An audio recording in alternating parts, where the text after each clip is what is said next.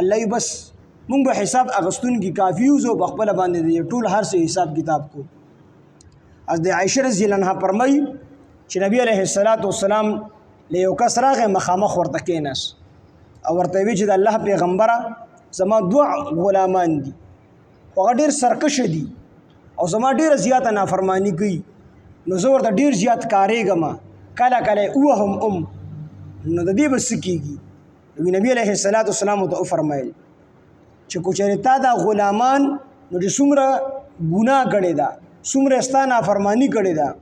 خو د هغې په اندازه دې ووالو نو خبره ختمه ده. خو د هغې نه دې کمې وکړو نو د هغې بدله به الله تعالی درکړي ته ورسره احسان وکړو او که د هغې نه دې زیاتې وکړو نو په ورځ د قیامت په الله تعالی دا هر څه تلي ستا نه به دغه غلامان بیا دغه بدل په قیامت کې به الله تعالی ستا د دغې غلامانو دا بدل اخلي. او ورته وي تا دا آیات نه دي لوستلي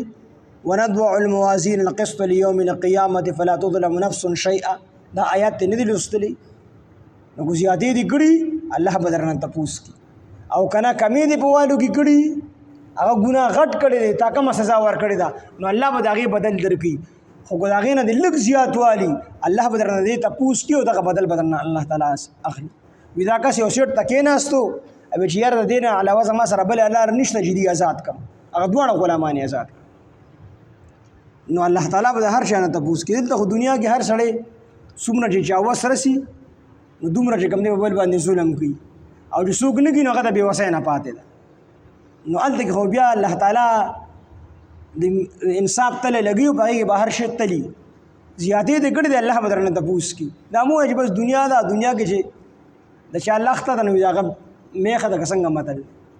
دا تپوس په الله تعالی کوي.